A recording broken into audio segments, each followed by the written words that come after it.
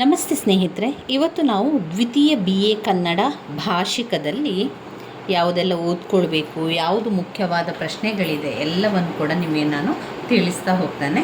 ಇದರಲ್ಲಿ ದ್ವಿತೀಯ BA ಕನ್ನಡದಲ್ಲಿ ಗದ್ಯ ಸಂಪದ ಮತ್ತು ವಿಮರ್ಶೆಯಲ್ಲಿ ನೀವು ಇದರಲ್ಲಿ ಕರ್ನಾಟಕ ವೈಭವ ವರ್ಣನೆ, ಬಾಳ್ವೆ ಸ್ವೀಕಾರಕ್ಕಿದೆ ನಿರಾಕರಣೆಗಲ್ಲ, ವೈಚಾರಿಕ ಪ್ರಜ್ಞೆಯ ಅಡೆತಡೆಗಳು, ಗಿರಣಿಯ ವಿಸ್ತಾರ ನೋಡೆಯ, ಇದರಲ್ಲಿ ನೀವು ನೋಡಬೇಕಾದ್ರೆ ಎಲ್ಲವೂ ಕೂಡ ತುಂಬಾ ಮುಖ್ಯವಾಗಿರುವಂತಹ ಪ್ರಶ್ನೆಗಳು. ಯಾಕಂದರೆ ಕನ್ನಡ ಪ್ರಶ್ನೆ ಪತ್ರಿಕೆಗಳನ್ನು ನೀವು ನೋಡಿಕೊಂಡ್ರೆ ರಿಪೀಟಾಗಿ ಬರುವ ಪ್ರಶ್ನೆಗಿಂತ ಅವರು ಎಲ್ಲವನ್ನು ಕೂಡ ಹೆಚ್ಚಾಗಿ ಪ್ರಶ್ನೆಗಳು ಕೊಡುವಂಥದ್ದು. ಅಂದರೆ ಈಗ ನೀವು ಗದ್ಯ ಸಂಪದ ಮತ್ತು ವಿಮರ್ಶೆ, ಹಾಗೆಯೇ ಪ್ರಾಚೀನ ಕನ್ನಡ ಕಾವ್ಯ ಮತ್ತು ಸಣ್ಣ ಕಥೆಗಳು ಅಂತ ಇದರಲ್ಲಿ ಬರುವಂಥದ್ದು. ಅವರೇನು ಮಾಡ್ತಾರೆ, ಪ್ರಶ್ನೆಯನ್ನು ಕೊಡಬೇಕಾದ್ರೆ ಪ್ರತಿ ಬಾರಿ ಕೂಡ ಪ್ರತಿಯೊಂದು ಕಾವ್ಯದಿಂದಲೂ ಕೂಡ ಪ್ರಶ್ನೆಗಳನ್ನು ಕೊಡ್ತಾರೆ. ಹಾಗಾದರೆ ನಾವು ಹೇಗೆ ಓದ್ಕೊಳ್ಳೋದು? ಕನ್ನಡ ಅಂತ ಬಂದಾಗ ಎಲ್ಲವನ್ನು ಕೂಡ ಓದ್ಕೊಳ್ಬೇಕಾ? ಇದೆಲ್ಲ ಸಾಧ್ಯವ? 2 ಪುಸ್ತಕಗಳಿದೆ, 2 ಪುಸ್ತಕದಲ್ಲಿ ಸಾಕಷ್ಟು ಕಾವ್ಯ, ಕಥೆ, ಹಾಗೆಯೇ ವಿಮರ್ಶೆ, ಆಮೇಲೆ ಗದ್ಯ ಸಂಪದ ಕೂಡ ಇರುವಂಥದ್ದು. ಹೇಗೆ ಓದ್ಕೊಳ್ಳೋದು? ಎಲ್ಲವನ್ನು ಓದ್ಕೊಳ್ಳಿಕ್ಕೆ ಸಮಯ ಸಾಕಾಗೋದಿಲ್ಲ. ಹಾಗೆ ಇನ್ನಿತರ ಬೇರೆ ವಿಷಯಗಳು ಕೂಡ ಓದ್ಕೊಳ್ಳಿಕ್ಕೆ ಇರೋದ್ರಿಂದ ಇದನ್ನಷ್ಟು ಓದಿದರೆ ಇಷ್ಟನ್ನು ಕೂಡ ಹೇಗೆ ಓದ್ಕೊಳ್ಳೋದು ಅಂತ ನಿಮಗೆ ಪ್ರಶ್ನೆಗಳು ಬರ್ತದೆ. ನಾನು ನಿಮಗೆ ಒಮ್ಮೆ ಪ್ರಶ್ನೆ ಪತ್ರಿಕೆಯನ್ನು ತೋರಿಸ್ತೇನೆ. ಪ್ರಶ್ನೆ ಪತ್ರಿಕೆಯಲ್ಲಿ ಯಾವ ರೀತಿ ಪ್ರಶ್ನೆಗಳು ಬಂದಿದೆ ಅಂತ ನಿಮಗೆ ಗೊತ್ತಾದರೆ ಯಾವ ರೀತಿ ಓದ್ಕೊಳ್ಬೇಕು ಅಂತ ನಿಮಗೆ ಗೊತ್ತಾಗ್ತದೆ. ಇದರಲ್ಲಿ ನೀವು ಹೆಚ್ಚು ಚಿಂತೆ ಮಾಡಬೇಕು ಅಂತ ಇಲ್ಲ, ಟೆನ್ಷನ್ ಮಾಡಿಕೊಂಡ್ರೆ ಇದನ್ನು ಓದ್ಕೊಳ್ಳಿಕ್ಕೆ ಆಗೋದಿಲ್ಲ. ಆದರೆ ನೀವು ಆರಾಮದಲ್ಲಿ ಎಲ್ಲವನ್ನು ಓದ್ಕೊಳ್ತೇನೆ ಅನ್ನುವಂಥ ಒಂದು ಯೋಚನೆಯಲ್ಲಿ ಆರಂಭ ಮಾಡಬೇಕು. ನೋಡಿ, ದ್ವಿತೀಯ BA ಕನ್ನಡ ಭಾಷಿಕದ ಪ್ರಶ್ನೆ ಪತ್ರಿಕೆಯಲ್ಲಿ ಮೊದಲಿಗೆ ಅವರು ಕೊಡುವಂಥದ್ದು ಸಂದರ್ಭ ಸಹಿತ ವಿವರಿಸಲಿಕ್ಕೆ ಇದು ಬರುವಂಥದ್ದು ಪ್ರಾಚೀನ ಕನ್ನಡ ಕಾವ್ಯದಿಂದ ಮಾತ್ರ. ಪ್ರಾಚೀನ ಕನ್ನಡ ಕಾವ್ಯಗಳಿಂದ ಮಾತ್ರ ಸಂದರ್ಭ ಸಹಿತ ಬರುವಂಥದ್ದು. ಆದ್ದರಿಂದ ನೀವು ಮೊದಲಿಗೆ ಈ ಪ್ರಾಚೀನ ಕನ್ನಡದ ಕಾವ್ಯವನ್ನು ತಿಳ್ಕೊಳ್ಬೇಕು. ಪ್ರಾಚೀನ ಕನ್ನಡ ಕಾವ್ಯದಲ್ಲಿ ಯಾವುದನ್ನು ಓದ್ಕೊಳ್ಬೇಕು? ಪ್ರಾಚೀನ ಕನ್ನಡ ಕಾವ್ಯದಲ್ಲಿ ಎಲ್ಲ ಕಾವ್ಯದ ಸಾರಾಂಶವನ್ನು ನೀವು ತಿಳ್ಕೊಳ್ಬೇಕು. ಎಲ್ಲ ಕಾವ್ಯದ ಸಾರಾಂಶವನ್ನು ಸರಿಯಾಗಿ ಅರ್ಥ ಮಾಡ್ಕೊಳ್ಬೇಕು. ಈಗ ಉದಾಹರಣೆಗೆ ಕೃಷ್ಣ ಸಂಧಾನ, ದುರ್ಯೋಧನನ ವಿಲಾಪ, ಅಮೃತಮತಿ ಪ್ರಸಂಗ, ಅಭಿಮನ್ಯು ಪ್ರಸಂಗ, ಇದೆಲ್ಲ ಒಂದು ಕಥೆಯ ರೂಪದಲ್ಲಿ ಇರುವಂಥದ್ದು ಸ್ನೇಹಿತರೆ.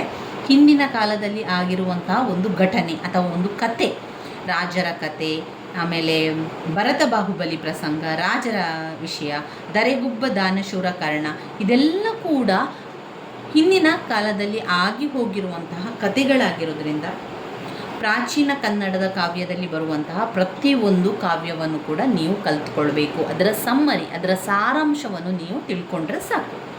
ಸಾರಾಂಶವನ್ನು ತಿಳ್ಕೊಳ್ಳುವಂಥದ್ದು ಅಂದರೆ ಈ ಎಲ್ಲ ಕಾವ್ಯವನ್ನು ಕೂಡ ನಾನು ನಿಮಗೆ ಸಂಪೂರ್ಣವಾಗಿ ವಿವರಿಸಿದ್ದೇನೆ.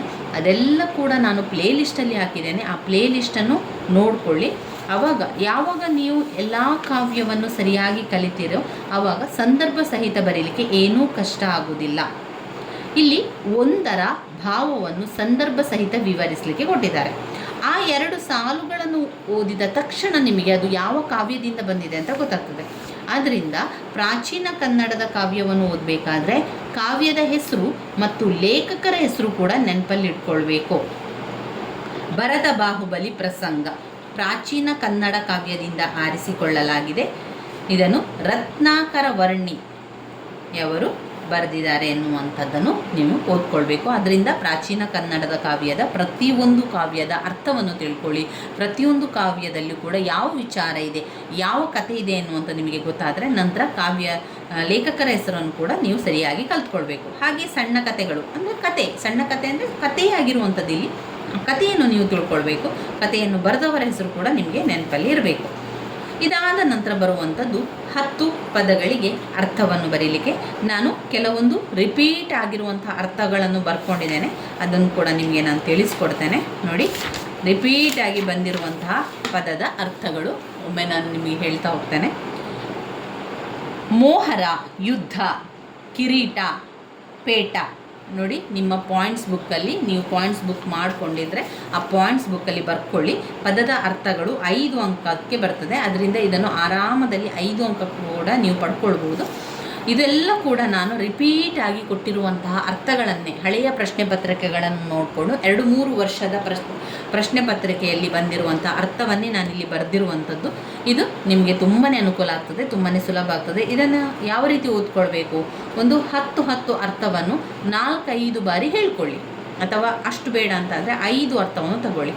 ಅಂದರೆ ಉದಾಹರಣೆಗೆ ಮೋಹರ, ಯುದ್ಧ, ಕಿರೀಟ, ಪೇಟ, ಚಾಪ, ಬಿಲ್ಲು, ಮಜ್ಜನ, ಸ್ನಾನ, ಸುವರ್ಣ, ಚಿನ್ನ, ಇವಿಷ್ಟನ್ನು ತಗೊಳ್ಳಿ. ಅದನ್ನೇ ರಿಪೀಟ್ ಆಗಿ 4-5 ಬಾರಿ ಹೇಳ್ಕೊಳ್ಳಿ, ಅಥವಾ ಒಂದೊಂದು ಅರ್ಥವನ್ನು 5 ಬಾರಿ ಹೇಳ್ಕೊಳ್ಳಿ. ಮೋಹರ, ಯುದ್ಧ, ಮೋಹರ, ಯುದ್ಧ, ಮೋಹರ, ಯುದ್ಧ, ಮೋಹರ, ಯುದ್ಧ, ಈ ರೀತಿಯಾಗಿ ಒಂದು 5 ಬಾರಿ ನೀವು ಹೇಳ್ಕೊಳ್ತಾ ಹೋದರೆ ಇದೆಲ್ಲ ಕೂಡ ನೆನಪಲ್ಲಿರ್ತದೆ. ಹೇಳಿದ ನಂತರ ಮತ್ತೊಮ್ಮೆ ನೀವೇ ಯೋಚನೆ ಮಾಡಿ, ಮೋಹರ ಅಂದರೆ ಏನು, ನಿಮಗೆ ನೆನಪಿದೆಯಾ ಅಂತ ನೋಡ್ಕೊಳ್ಳಿ. ಮೋಹರ ಅಂದರೆ ಯುದ್ಧ, ಕಿರೀಟ ಅಂದರೆ ಪೇಟ, ಚಾಪ ಅಂದರೆ ಬಿಲ್ಲು, ಮಜ್ಜನ ಅಂದರೆ ಸ್ನಾನ, ಸುವರ್ಣ ಅಂದರೆ ಚಿನ್ನ. ಈ ರೀತಿಯಾಗಿ ನೀವು ಅರ್ಥವನ್ನೇನು ಮಾಡಬೇಕು, ಕಲಿಬೇಕು. ಒಂದು ವೇಳೆ ಅರ್ಥ ಮಾಡ್ಕೊಳ್ಬೋದು, ಇಲ್ಲ ಅಂತಾದರೆ ಬಾಯ್ಪಾಠ ಮಾಡಿ ಆದರೂ ಕೂಡ ಕಲ್ತ್ಕೊಳ್ಬೇಕು. ವೆರಿ ಇಂಪಾರ್ಟೆಂಟ್ ಆಗಿರುವಂತಹ ಅರ್ಥಗಳನ್ನಷ್ಟೇ ನಾನಿಲ್ಲಿ ಕೊಟ್ಟಿರುವಂಥದ್ದು. ಇದರಿಂದ ಏನಾಗ್ತದೆ, ನಮಗೆ 5 ಅಂಕಗಳು ಸುಲಭದಲ್ಲಿ ಸಿಗಲಿಕ್ಕೆ ಸಹಾಯ ಆಗ್ತದೆ. ಆದ್ದರಿಂದ ನಾನಿಲ್ಲಿ ಕೊಟ್ಟಿರುವಂಥದ್ದು ಇದು 2023ರ ಹಳೆಯ ಪ್ರಶ್ನೆ ಪತ್ರಿಕೆ. ಇಲ್ಲಿ ಬಂದಿರುವಂತಹ ಪದದ ಅರ್ಥ: ಮೋಹರ, ಕಿರೀಟ, ಚಾಪ, ಮಜ್ಜನ, ಸುವರ್ಣ, ನೂಲು, ನಾಯಿಂದ, ಪಳ್ಳಿ, ಮೂಡಣ, ಹೈದ, ಕೊತ್ತಿ, ಘಟ, ತೃಷೆ, ತುರಗ. ಇದೆಲ್ಲಿರ್ತದೆ ಈ ಅರ್ಥಗಳು? ಈ ಅರ್ಥಗಳು ನಮ್ಮ ಪ್ರತಿಯೊಂದು ಕವಿತೆ ಮುಗ್ಧ ಭಾಗದಲ್ಲಿ ಇರ್ತದೆ. ಈಗ ಒಂದು ಕವಿತೆ ನೋಡಿ, ಇಲ್ಲಿ ಯಶೋಧರ ಚರಿತೆ ಕವಿತೆ ಇಲ್ಲಿಗೆ ಮುಗೀತದೆ ನೋಡಿ. ಅಮೃತಮತಿ ಪ್ರಸಂಗ ಇದೆಯಲ್ಲ, ಅದು ಇಲ್ಲಿಗೆ ಮುಗ್ದ ನಂತರ ಅಲ್ಲಿ ಬರುವಂಥದ್ದು. ಅಮೃತಮತಿ ಪ್ರಸಂಗ ಮುಗ್ದ ತಕ್ಷಣ, ಆ ಪ್ರತಿಯೊಂದು ಕಾವ್ಯ ಮುಗ್ದ ನಂತರ ತಕ್ಷಣ ಕೊಡುವಂಥದ್ದೇ ಕಠಿಣ ಪದಗಳ ಅರ್ಥ. ಈ ಕಠಿಣ ಪದಗಳ ಅರ್ಥದಿಂದಲೇ ಅವರು ನಿಮಗೆ ಆಯ್ಕೆ ಮಾಡಿ ಅರ್ಥಗಳನ್ನು ಕೊಡುವಂಥದ್ದು. ಇಲ್ಲಿ ಕೊಡುವ ಅರ್ಥಗಳಿದೆಯಲ್ಲ, ಅವರು ಇಲ್ಲಿಂದಲೇ ಆಯ್ಕೆ ಮಾಡಿ ಕೊಡುವಂಥದ್ದು. ಅದರಿಂದ ಅವರು ಆಯ್ಕೆ ಮಾಡಿ ಕೊಟ್ಟಿರುವಂಥ ಅರ್ಥಗಳನ್ನು ಬರ್ಕೊಂಡಿದ್ದೇನೆ. ಎಲ್ಲವನ್ನು ಕೂಡ ನಿಮಗೆ ತಿಳಿಸ್ತಾ ಹೋಗ್ತೇನೆ. ಪಾಯಿಂಟ್ಸ್ ಬುಕ್ಕಲ್ಲಿ ಅದನ್ನು ಬರ್ಕೊಳ್ಳಿ. ಸುವರ್ಣ ಚಿನ್ನ, ನೂಲು ದಾರ, ನಾಯಿಯಿಂದ ಕ್ಷೌರಿಕ, ಪಳ್ಳಿ ಅಂದರೆ ಹಳ್ಳಿ, ಮೂಡಣ ಅಂದರೆ ಪೂರ್ವ, ಹೈದ ಅಂದರೆ ಹುಡುಗ, ಕೊತ್ತಿ ಅಂದರೆ ಬೆಕ್ಕು, ಘಟ ಅಂದರೆ ದೇಹ, ತೃಷಿ ಅಂದರೆ ಬಾಯಾರಿಕೆ, ತುರಗ ಅಂದರೆ ಕುದುರೆ. ತುರಗ ಎನ್ನುವಂಥದ್ದು ಕುದುರೆ. ಹಚ್ಚಡ ಹೊದಿಕೆ, ಗೆಡೆ ಸ್ನೇಹ, ಇಶಾರಣೆ ವಿಚಾರಣೆ, ಲಘುತ್ವ ಸಣ್ಣತನ, ಪಡಖಾನೆ ಸಾರಾಯಿ ಅಂಗಡಿ, ಪಳ್ಳಿ ಹಳ್ಳಿ, ಕೊತ್ತಿ ಬೆಕ್ಕು, ನೆಪ್ಪು ನೆನಪು, ಕೈನೆ ದಾಸಿ, ತುರಂಗ ಕುದುರೆ, ನನ್ನಿ ಸತ್ಯ, ಸೂಳ್ ಸರದಿ, ಬದಂಗಂ ಕ್ಷುದ್ರ ಸೇವಕ, ಬೆಂತರ ಪಿಶಾಚಿ, ಬಾಳ್ ಅಂದರೆ ಕತ್ತಿ, ಬಾಳ್ ಹಿಡಿಯುವಂಥದ್ದು, ಕತ್ತಿ ಹಿಡಿಯುವಂಥದ್ದು, ಹದುಳ ಕ್ಷೇಮ, ರಜ ಕಸ, ಅಂಬು ಬಾಣ, ಆಳ್ಕೆ ಪ್ರೀತಿ, ಹರಣ ಪ್ರಾಣ, ಅನಲ ಬೆಂಕಿ, ನಾಸಿಕ ಮೂಗು, ಸೈಪು ಪುಣ್ಯ, ಜಲಧಿ ಸಮುದ್ರ, ತೇಜಿ ಕುದುರೆ. ಇವಿಷ್ಟು ಅರ್ಥಗಳಲ್ಲಿ ಬರುವಂಥದ್ದು. ಇನ್ನು ನಾವು ನೋಡಿದರೆ ಸಂದರ್ಭ ಸಹಿತ, ಅದಾದ ನಂತರ ಅರ್ಥ. ಇಲ್ಲಿ 5 ಅಂಕಕ್ಕೆ ಇರುವಂಥದ್ದು. ಆದ್ದರಿಂದ ನಿಮ್ಮ ಉತ್ತರ ಪತ್ರಿಕೆ 1 ಪುಟದಷ್ಟು ನಿಮ್ಮ ಉತ್ತರ ಇರಬೇಕು, 1-1.5 ಪುಟದಷ್ಟು ನಿಮ್ಮ ಉತ್ತರಗಳು ಬೇಕು. ಆವಾಗ ನಾವು ಈ ಒಂದು ಅಮೃತಮತಿ ನೋಡಿ, ಇದು ಅಮೃತಮತಿ ಪ್ರಸಂಗದಿಂದಲೇ ಕೊಟ್ಟಿದ್ದಾರೆ. ನಮಗೆ ಒಂದು ಸಾಲುಗಳನ್ನು ನೋಡಿದ ತಕ್ಷಣ ಅದು ಯಾವ ಸಾಲು, ಯಾವ ಕಾವ್ಯ ಅಂತ ಗೊತ್ತಿರಬೇಕು. ಆ ಕಾವ್ಯ ಗೊತ್ತಿರಬೇಕಾದ್ರೆ ನಾವು ಪ್ರತಿಯೊಂದು ಕಾವ್ಯದ ಸಾರಾಂಶವನ್ನು ತಿಳ್ಕೊಂಡ್ರೆ ನಮಗೆ ನೆನಪಿಗೆ ಬರ್ತದೆ. ಅಷ್ಟವಕ್ರ ಅಂತೆಲ್ಲ ಬಂದರೆ ಅದು ಅಮೃತಮತಿ ಪ್ರಸಂಗ. ಜನ್ನನು ಆಯ್ಕೆ ಮಾಡಿಕೊಂಡಿರುವಂಥ ಅಮೃತಮತಿ ಪ್ರಸಂಗ ಪ್ರಾಚೀನ ಕನ್ನಡ ಕಾವ್ಯದಿಂದ ಆಯ್ಕೆ ಮಾಡಿಕೊಳ್ಳಲಾಗಿದೆ. ಇಲ್ಲಿ ಅಮೃತಮತಿಯು ಅಷ್ಟವಕ್ರನನ್ನು ಇಷ್ಟಪಡುವಂತಹ ಒಂದು ಕತೆ ಇಲ್ಲಿರುವಂಥದ್ದು. ಅದನ್ನು ಸಂಪೂರ್ಣವಾಗಿ ವಿವರಿಸ್ತಾ ಹೋಗಬೇಕು. ಅದಾದ ನಂತರ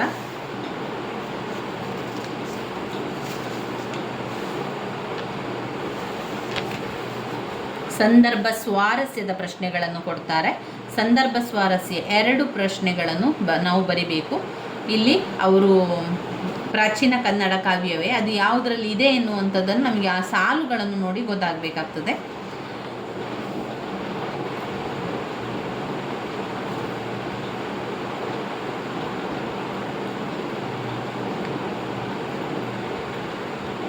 ಇದರ ನಂತರದಲ್ಲಿ ಟಿಪ್ಪಣಿ ಬರೀಲಿಕ್ಕೆ ಯಾವುದಕ್ಕಾದ್ರೂ ಒಂದಕ್ಕೆ ನಾವು ಟಿಪ್ಪಣಿ ಬರೀಬೇಕು. ಟಿಪ್ಪಣಿ ಬರೆಯುವಂಥದ್ದು ಅಂತ ಹೇಳಿದರೆ ಸಂಪೂರ್ಣ ಅದರ ವಿಚಾರವನ್ನು, ಈಗ ಅಕ್ಕ ಮಹಾದೇವಿ ಅಂತ ಬಂದಾಗ ಅಕ್ಕ ಮಹಾದೇವಿಯ ಎಲ್ಲ ವಿಚಾರಗಳನ್ನು ಬರೀಬೇಕು. ಅವರ ತತ್ವಗಳಿರ್ಬೋದು, ಅವರು ಹೇಳಿರೋ ವಿಚಾರಗಳನ್ನು ಎಲ್ಲವನ್ನು ಕೂಡ ಅಕ್ಕ ಮಹಾದೇವಿ ವಚನಗಳು ಅಂತ ನಾವು ಆಯ್ಕೆ ಮಾಡಿಕೊಂಡ್ರೆ ಬರೀಬೇಕು. ಮತ್ತು ಅಲ್ಲಮ್ಮ ಶಿವಾಲಯವನ್ನು ಕಂಡು ಜ್ಞಾನ ಪಡೆದ ಸಂದರ್ಭ ಇದನ್ನು ಬರಿತೀರಿ ಅಂತಾದರೆ ಇದನ್ನು ಕೂಡ ನೀವು ಸಂಪೂರ್ಣ ಅದರ ಅಲ್ಲಮ್ಮ ಪ್ರಭುವಿನ ಬಗ್ಗೆ ಏನೆಲ್ಲ ವಿಚಾರಗಳಿದೆ ಅದನ್ನೆಲ್ಲ ಬರಿತಾ ಹೋಗುವಂಥದ್ದು.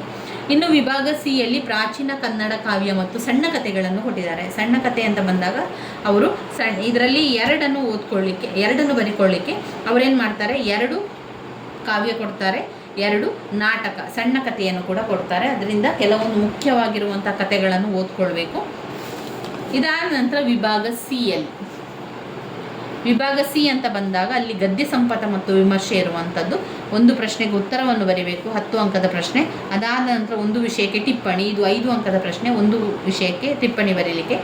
ಆಮೇಲೆ 1 ಪ್ರಶ್ನೆಗೆ ಉತ್ತರ. ಇಲ್ಲಿ ಕೂಡ ಅವರೇನು ಮಾಡ್ತಾರೆ, 1 ಕಾವ್ಯ ಭಾಗದಿಂದ ಕೊಡ್ತಾರೆ, ಮತ್ತೊಂದು ವಿಮರ್ಶೆ ಅಥವಾ ಗದ್ಯ ಸಂಪದದಿಂದ ಕೊಡುವಂಥದ್ದು. 5 ಅಂಕದ ಪ್ರಶ್ನೆ ಕೂಡ ಹಾಗೆ, 1 ಗದ್ಯ ಸಂಪದವನ್ನು ಕೊಡ್ತಾರೆ, ಮತ್ತೊಂದು ಈ ಸಾಹಿತ್ಯದೆಲ್ಲ ಗದ್ಯ ಸಂಪದ ವಿಮರ್ಶೆಯಿಂದ ಕೊಡುವಂಥದ್ದು.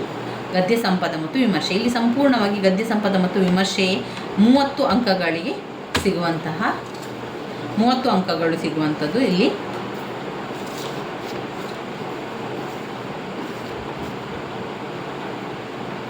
ಇವಾಗ ನೀವು ಪ್ರಶ್ನೆ ಪತ್ರಿಕೆಯನ್ನು ನೋಡ್ಕೊಂಡಿದ್ದೀರಲ್ವ, ಇದರಲ್ಲಿ ಆ ರೀತಿಯಾಗಿ ನೀವು ಮಾಡಿಕೊಳ್ಬೇಕು. ಹೇಗೆ ಪ್ರಾಚೀನ ಕನ್ನಡದ ಕಾವ್ಯದ ಎಲ್ಲ ಸಾರಾಂಶವನ್ನು ತಿಳ್ಕೊಳ್ಳಿ.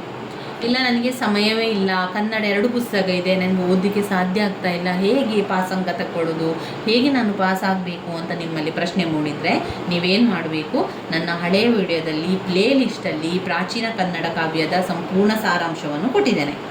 ನಿಮ್ಮ ಇತರ ಕೆಲಸದ ಜೊತೆಗೆ ನೀವು ಮನೆ ಕೆಲಸಗಳನ್ನು ಮಾಡ್ತಾ ಇದ್ದೀರಿ, ಇನ್ನಿತರ ಬೇರೆ ಬೇರೆ ಕೆಲಸಗಳನ್ನು ಮಾಡ್ತಾ ಇದ್ದೀರಿ, ನಿಮ್ಮ ಆಫೀಸ್ ಕೆಲಸಗಳನ್ನು ಮಾಡ್ತಾ ಇದ್ದೀರಿ, ಯಾವುದೇ ಒಂದು ಕೆಲಸವನ್ನು ಮಾಡ್ತಾ ಇದ್ದೀರಿ ಅಂತಾದರೆ ಆ ಒಂದು ಪ್ಲೇಲಿಸ್ಟಲ್ಲಿರುವಂತಹ ವಿಡಿಯೋಗಳನ್ನು ನೋಡಿಕೊಳ್ಳಿ. ಪ್ರತಿಯೊಂದು ಕಾವ್ಯದ ಅರ್ಥ ಏನು, ಅದರೊಳಗೆ ಯಾವ ವಿಚಾರ ಇದೆ, ಪಾತ್ರಧಾರಿಗಳು ಯಾರು ಎನ್ನುವಂಥದ್ದನ್ನು ತಿಳ್ಕೊಳ್ಬೇಕು. ಈಗ ಕೃಷ್ಣ ಸಂಧಾನ ಸಂಪೂರ್ಣ ವಿಚಾರವನ್ನು ನಾನು 2-3 ಬಾರಿ ನಿಮಗೆ ತಿಳಿಸ್ಕೊಟ್ಟಿದ್ದೇನೆ. ಅದೆಲ್ಲ ಕೂಡ ಪ್ಲೇಲಿಸ್ಟಲ್ಲಿರೋದ್ರಿಂದ ಅದನ್ನು ನೋಡ್ಕೊಳ್ಳಿ. ಎಲ್ಲ ಕಾವ್ಯದ ಅರ್ಥವನ್ನು ತಿಳ್ಕೊಳ್ಳಿ. ಅರ್ಥ ಅಂತ ಹೇಳಿದರೆ ಸಾರಾಂಶ ಏನಿದೆ, ಆ ವಿಚಾರ ಏನು ಎನ್ನುವುದು ನಿಮಗೆ ಗೊತ್ತಾಗಬೇಕು. ಆವಾಗ ಪ್ರಾಚೀನ ಕನ್ನಡ ಕಾವ್ಯದಿಂದ ಏನೇ ಪ್ರಶ್ನೆ ಬಂದರೂ ಕೂಡ ನಿಮಗೆ ಬರೀಲಿಕ್ಕೆ ಒಂದು ಧೈರ್ಯ ಕೂಡ ಬರ್ತದೆ. ಅದಂತ ಸಣ್ಣ ಕಥೆಗಳನ್ನು ಕೇಳಿ. ಸಣ್ಣ ಕಥೆಗಳು, ವೆಂಕಟಶಾಮಿಯ ಪ್ರಣಯ, ಇದರಲ್ಲಿ ಏನು ಕತೆ, ಯಾರಿದ್ದಾರೆ, ಧನ್ವಂತರಿಯ ಚಿಕಿತ್ಸೆ, ಈ ಕಥೆಯಲ್ಲಿ ಯಾರೆಲ್ಲ ಇದ್ದಾರೆ, ಮನುವಿನ ರಾಣಿ, ಶವದ ಮನೆ, ಗಾಂಧಿ, ರೊಟ್ಟಿ, ಮಾರಿಕೊಂಡವರು, ಕೃಷ್ಣೇಗೌಡರ ಆನೆ, ಇವೆಲ್ಲವನ್ನು ಕೂಡ ನೀವೇನು ಮಾಡಬೇಕು, ಸಾರಾಂಶವನ್ನು ತಿಳ್ಕೊಳ್ಬೇಕು, ಅರ್ಥವನ್ನು ತಿಳ್ಕೊಳ್ಬೇಕು. ಅದಾದ ನಂತರದಲ್ಲಿ ನಾವು ಮುಂದಿನ ವಿಚಾರಕ್ಕೆ ಹೋಗುವಂಥದ್ದು. ಇಲ್ಲಿ ಗದ್ಯ ಸಂಪದ ಮತ್ತು ವಿಮರ್ಶೆ. ಈ ಗದ್ಯ ಸಂಪದವನ್ನು ಕೂಡ ಹಾಗೆ ತುಂಬಾ ರಿಪೀಟಾಗಿ ಕೇಳಿರುವಂತಹ ಪ್ರಶ್ನೆಗಳನ್ನೇ ಆಯ್ಕೆ ಮಾಡಿಕೊಳ್ಬೇಕಾಗಿರುವಂಥದ್ದು. ಇನ್ನು ಇದರಲ್ಲಿ ನೀವು ಗದ್ಯ ಸಂಪದ ಅಂತ ಬಂದಾಗ ಮುಖ್ಯವಾಗಿ ಅದರಲ್ಲಿ ಒಂದಿಷ್ಟು ಗದ್ಯ ಸಂಪದ ಬರುವಂಥದ್ದು ಎಲ್ಲಿ, ವಿಭಾಗ ಸಿ ಯಲ್ಲಿ ಗದ್ಯ ಸಂಪದ ಬರುವಂಥದ್ದು. ಅಲ್ಲಿ ಪ್ರಶ್ನೆಗಳು 10 ಅಂಕಕ್ಕೆ ಮತ್ತು 5 ಅಂಕಕ್ಕೆ ಪ್ರಶ್ನೆಗಳು ಬರೋದ್ರಿಂದ ಆದಷ್ಟು ಏನು ಮಾಡಿ 5 ಅಂಕದ ಪ್ರಶ್ನೆಗಳು 10 ಅಂಕದ ಪ್ರಶ್ನೆಗಳು ಯಾವುದನ್ನು ನೋಡಿಕೊಂಡು ಓದ್ಕೊಳ್ತಾ ಹೋಗಿ. ಇನ್ನು ವಿಮರ್ಶೆಯಿಂದ ಕೂಡ ಹಾಗೆ 10 ಅಂಕದ ಪ್ರಶ್ನೆ ಮತ್ತು 5 ಅಂಕದ ಪ್ರಶ್ನೆಗಳು ಬರುವಂಥದ್ದು. ಇಲ್ಲಿ ವಿಮರ್ಶೆ ಅಂತ ಬಂದಾಗ ನೀವು ಓದ್ಕೊಳ್ಳೇಬೇಕಾಗಿರುವಂಥದ್ದು ಜನ್ನನ ಕಾವ್ಯಗಳಲ್ಲಿ ಪ್ರಣಯ ನಿರೂಪಣೆ. ಜನ್ನನ ಕಾವ್ಯಗಳಲ್ಲಿ ಪ್ರಣಯ ನಿರೂಪಣೆ 10 ಅಂಕಕ್ಕೆ 2 ಬಾರಿ ಪ್ರಶ್ನೆಯೋತ್ತರಗಳಲ್ಲಿ ಬಂದಿದೆ. ಅದರಿಂದ ಜನನ ಕಾವ್ಯಗಳಲ್ಲಿ ಪ್ರಣಯ ನಿರೂಪಣೆಯ ವಿಮರ್ಶೆಯನ್ನು, ಅದರ ಒಂದು ಅರ್ಥವನ್ನು ಓದ್ಕೊಳ್ಬೇಕು. ಅದಾದಮೇಲೆ ಪರಂಪರೆ ಮತ್ತು ರಾಗವಂಕನ ಪ್ರತಿಭೆ, ಸಾಹಿತ್ಯ ಮತ್ತು ಬದ್ಧತೆಯನ್ನು 5 ಅಂಕಕ್ಕೆ ಕೇಳುವಂಥ ಪ್ರಶ್ನೆ. ಮಲೆಗಳಲ್ಲಿ ಮದುಮಗಳು, HM ಚಿನ್ನಯ್ಯ 5 ಅಂಕಕ್ಕೆ ಇರುವಂಥ ಪ್ರಶ್ನೆ. ಕಾರಂತರ ಕಾದಂಬರಿಗಳಲ್ಲಿ ಜೀವನ ಶ್ರದ್ಧೆ ಮತ್ತು ಶೋಧನೆ 10 ಅಂಕದ ಪ್ರಶ್ನೆ. ಚಿಕ್ಕೂರು ಹಿರಿದಿಮವ್ವ ಒಂದು ಮನೋವೈಜ್ಞಾನಿಕ ವಿಶ್ಲೇಷಣೆ ಶಿವರಾಮ್ ಕಾಡನ ಕುಪ್ಪೆ ಬರೆದಿರುವಂಥದ್ದು. ಇದನ್ನು ಇಷ್ಟನ್ನು ನೋಡ್ಕೊಳ್ಬೇಕು. ಇದನ್ನು ನೋಡಿಕೊಂಡು ನೀವು ಓದ್ತಾ ಹೋಗಬೇಕು. ಅದರ ಸಾರಾಂಶ ನಿಮಗೆ ಈಗ ಯಾವುದೇ ಒಂದು ಪಾಠವನ್ನು ನೋಡ್ತಾ ಇದ್ದೀರಿ ಅಂತಾದರೆ ಅಥವಾ ಇಂಪಾರ್ಟೆಂಟ್ ಅದನ್ನು ಮೊದಲು ಗುರುತಿಸಿ. ಇಂಪಾರ್ಟೆಂಟ್ ಅಂದರೆ ಯಾವುದು?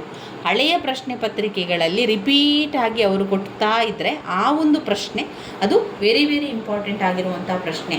ಕೆಲವೊಮ್ಮೆ ಕೊಡ್ತಾರೆ, ಇನ್ನು ಕೆಲವೊಮ್ಮೆ ಕೊಡೋದಿಲ್ಲ. ಹಾಗೆ ಅಂತ ಹೇಳಿ ನಾವು 1-2 ಓದ್ಕೊಂಡ್ರೆ ಕನ್ನಡವನ್ನು ಬರೀಲಿಕ್ಕೆ ತುಂಬಾ ಕಷ್ಟ ಇದೆ. ನೀವು ಎಲ್ಲ ಒಂದು ಗದ್ಯ ಸಂಪದದ ಎಲ್ಲ ಒಂದು ಕಾವ್ಯದ ಸಾರಾಂಶವನ್ನು ತಿಳ್ಕೊಳ್ಳುವಂಥದ್ದು ಅಂದರೆ ಅದರೊಳಗೆ ಏನು ವಿಚಾರ ಇದೆ, ಅದು ಯಾವ ವಿಷಯಕ್ಕೆ ಸಂಬಂಧಪಟ್ಟಿದೆ ಅನ್ನೋದು ನಿಮಗೆ ಗೊತ್ತಿರಬೇಕು. ಅಷ್ಟು ಗೊತ್ತಿದ್ದರೆ 3-4 ಪುಟದಷ್ಟು ಬರಲಿಕ್ಕೆ ಏನೂ ತೊಂದರೆ ಆಗೋದಿಲ್ಲ. ನಿಮಗೆ ಕತೆ ಮೊದಲು ಗೊತ್ತಿರಬೇಕು. ಈಗ ಒಂದು ಕವಿತೆಯನ್ನು ನೀವು ಓದ್ತಾ ಇದ್ದೀರಿ ಅಂತಾದರೆ ಅಥವಾ ಒಂದು ನಾಟಕವನ್ನು ಓದ್ತಾ ಇದ್ದೀರಿ ಅಂತಾದರೆ ನಿಮಗೆ ಅದರ ನಿಜವಾದ ಕತೆ ಏನು, ಲೇಖಕರು ಯಾವ ವಿಚಾರವನ್ನು ನಮಗೆ ತಿಳಿಸ್ಕೊಡ್ತಾ ಇದ್ದಾರೆ ಎನ್ನುವಂಥದ್ದು ನಿಮಗೆ ಗೊತ್ತಾಗಬೇಕು. ಅದನ್ನು ಅರ್ಥ ಮಾಡ್ಕೊಳ್ಬೇಕು. ಇಲ್ಲ ಅಂತಂದರೆ ಪಾಯಿಂಟ್ಸ್ ಬುಕ್ಕಲ್ಲಿ ಯಾರು ಬರ್ಕೊಂಡು ಬಾಯ್ಪಾಠ ಮಾಡಿ ಆದರೂ ಕಲಿಬೇಕು ಸ್ನೇಹಿತರೆ. ಈಗ ಇದರಲ್ಲಿ ಪ್ರಾಚೀನ ಕನ್ನಡ ಕಾವ್ಯ ಮತ್ತು ಸಣ್ಣ ಕಥೆಗಳಲ್ಲಿ ಅರ್ಥವನ್ನು ತಿಳ್ಕೊಂಡು ಕಥೆಯನ್ನು ಕೇಳ್ಬೋದು. ಒಂದು ಕಥೆಯ ರೂಪದಲ್ಲಿ ಇದೆ. ಆದರೆ ಗದ್ಯ ಸಂಪದ ಅಂತ ಬಂದಾಗ ಅಲ್ಲಿ ಅದು ಕಥೆಯ ರೂಪದಲ್ಲಿಲ್ಲ, ಒಂದು ಸಾಹಿತ್ಯದ ಬಗ್ಗೆ ಇರುವಂಥದ್ದು. ಇಲ್ಲಿ ಗದ್ಯ ಸಂಪದದಲ್ಲಿ ಒಂದು ಕರ್ನಾಟಕ ವೈಭವರ್ಣನೆ, 2 ಗಿರಣಿಯ ವಿಸ್ತಾರ ನೋಡಯ್ಯ, 3 ಮಹಿಳಾ ರಾಜಕೀಯ ಮೀಸಲಾತಿ. ಈ 3 ಪ್ರಶ್ನೆಗಳು 10 ಅಂಕಕ್ಕೆ ಕೇಳಿರುವಂತಹ ಪ್ರಶ್ನೆಯಾಗಿದೆ.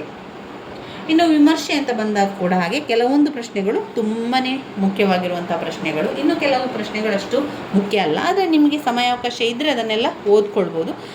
ನಿಮಗೆ ಇನ್ನು ಯಾವ ರೀತಿ ಓದ್ಕೊಳ್ತಾ ಹೋಗಬೇಕು, ಯಾವುದನ್ನೆಲ್ಲ ಕವರ್ ಮಾಡಬೇಕು, ಹಾಗೆ ಒಂದು ಕವಿತೆಯ ಸಣ್ಣದಾದ ಸಂದರ್ಭವನ್ನು ಕೂಡ ನಿಮಗೆ ತಿಳಿಸ್ಕೊಡ್ತೇನೆ.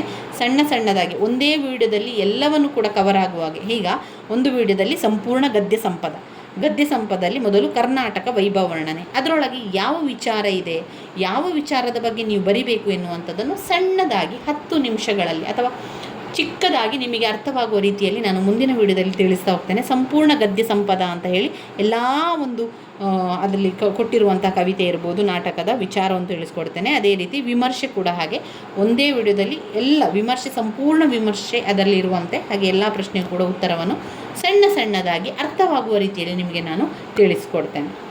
ಇನ್ನು ಈ ಒಂದು ಕನ್ನಡ ಅಂತ ಬಂದಾಗ ನೀವು ಹಳೆಯ ಪ್ರಶ್ನೆ ಪತ್ರಿಕೆಗಳನ್ನು ತುಂಬ ಜನ ನೀವು ನೋಡಿದ್ದೀರಿ. ಇಲ್ಲಿ 3 ಗಂಟೆಯ ಪ್ರಶ್ನೆ ಆಗಿರ್ಬೋದು, ಆದರೆ ಇದು ನೀವು ತುಂಬ ನಿಧಾನ ಮಾಡಿದರೆ ಕೊನೆಯದಾದ ಪ್ರಶ್ನೆಗೆ ಉತ್ತರವನ್ನು ಬರೀಲಿಕ್ಕೆ ಸಮಯವೇ ಇರೋದಿಲ್ಲ.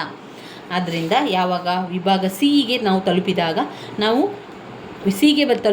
ಮತ್ತೆ 10 ಅಂಕದ್ದು, ಮತ್ತೆ 5 ಅಂಕದ್ದು, ಮತ್ತೆ 10 ಅಂಕದ ಪ್ರಶ್ನೆಗಳು ಬರುವುದರಿಂದ ತುಂಬಾ ಬರೀಲಿಕ್ಕೆ ಇರ್ತದೆ. ನೀವು ಸ್ವಲ್ಪ ನಿಧಾನ ಮಾಡಿದರೂ ಕೂಡ ಕೊನೆಯದಾಗಿ ತುಂಬಾ ಕಷ್ಟ ಆಗ್ತದೆ. ಅದರಿಂದ ಸಂದರ್ಭ ಸಹಿತ ಬರೆಯುವಾಗ, ಅರ್ಥ ಬರೆಯುವಾಗ ತುಂಬ ಯೋಚನೆ ಮಾಡಬೇಡಿ. ತುಂಬ ಅಲ್ಲ, ಸ್ವಲ್ಪನೂ ಕೂಡ ಯೋಚನೆ ಮಾಡಬೇಕು ಅಂತ ಇಲ್ಲ. ನೀವು ಬರಿತಾ ಹೋಗುವಂಥದ್ದು, ಆ ಸಾಲುಗಳನ್ನು ಓದ್ಕೊಳ್ಳಿ, ಆ ಸಾಲು ಯಾವ ಪದ್ಯದಲ್ಲಿ ಬಂದಿದೆ ಅಂತ ನೋಡ್ಕೊಳ್ಳಿ. ನೀವು ಕವಿತೆಯನ್ನು ಸಾರಾಂಶವನ್ನು ಸರಿಯಾಗಿ ತಿಳ್ಕೊಂಡ್ರೆ ಅದು ಯಾವ ಕವಿತೆಯಿಂದ ಬಂದಿದೆ ಅಂತ ನಿಮಗೆ ಅರ್ಥ ಆಗ್ತದೆ.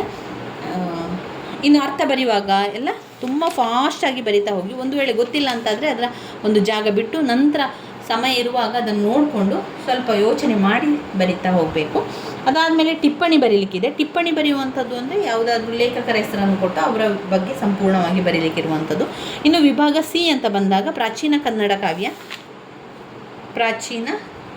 ಕಾವ್ಯದಿಂದ ಮತ್ತು ಸಣ್ಣ ಕಥೆಗಳಿಂದ ಪ್ರಶ್ನೆಗಳನ್ನು ಕೇಳ್ತಾರೆ. ಅದನ್ನು ನೋಡಿಕೊಂಡು ಯಾವುದು ನಿಮಗೆ ಸುಲಭದಲ್ಲಿ ಅರ್ಥ ಆಗಿದೆ, ಹಾಗೆ ಯಾವುದು ನಿಮಗೆ ಸರಿಯಾಗಿ ನೆನಪಿದೆ ಅನ್ನುವಂಥದ್ದು ಇದೆಯಲ್ಲ ಅದನ್ನು ನೋಡಿ ಅದಕ್ಕೆ ಉತ್ತರವನ್ನು ಬರೆಯಿರಿ. ವಿಭಾಗ ಸಿಯಲ್ಲಿ ಹಾಗೆ ಗದ್ಯ ಸಂಪದ ಮತ್ತು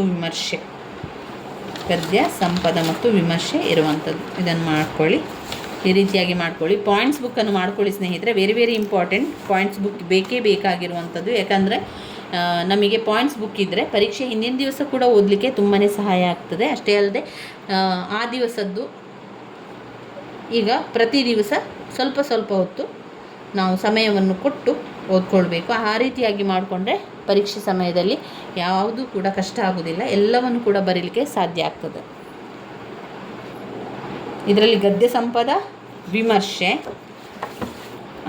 ಆಮೇಲೆ ಇದರಲ್ಲಿ ಆರಂಭದಲ್ಲಿ ಪ್ರಾಚೀನ ಕನ್ನಡ ಕಾವ್ಯ ಪ್ರಾಚೀನ ಕನ್ನಡ ಕಾವ್ಯ ಮತ್ತು ಸಣ್ಣ ಕಥೆಗಳಿರುವಂಥದ್ದು. ಇದು ಸ್ತರ ವಿನ್ಯಾಸದ ಪಠ್ಯಗಳು ಅಂತ ಅವರು ಕೊಟ್ಟಿದ್ದಾರೆ. ಸ್ತರ ವಿನ್ಯಾಸದ ಪಠ್ಯಗಳು ಯಾವುದೆಲ್ಲ? ಪ್ರಾಚೀನ ಕನ್ನಡ ಕಾವ್ಯ ಮತ್ತು ಸಣ್ಣ ಕಥೆಗಳು. ಆಮೇಲೆ ಅವಿಸ್ತಾರ ಪಠ್ಯಗಳಲ್ಲಿ ಗದ್ಯ ಸಂಪದ ಮತ್ತು ವಿಮರ್ಶೆ. ಮುಂದಿನ ವಿಡಿಯೋದಲ್ಲಿ ಸಂಪೂರ್ಣ ವಿವರಣೆಯನ್ನು, ಅದರ ಪಾಯಿಂಟ್ಸ್ಗಳು ಎಲ್ಲವನ್ನು ಕೂಡ ತಿಳಿತಾ ಹೋಗೋ ಸ್ನೇಹಿತರೆ. ನನ್ನ ವೀಡಿಯೋಸ್ ಎಲ್ಲ ನಿಮಗೆ ಇಷ್ಟ ಆಗಿದ್ದರೆ ಲೈಕ್ ಕೊಡಿ, ಶೇರ್ ಮಾಡಿ, ಸಬ್ಸ್ಕ್ರೈಬ್ ಮಾಡಲಿಕ್ಕೆ ಮರಿಬೇಡಿ. ಧನ್ಯವಾದಗಳು.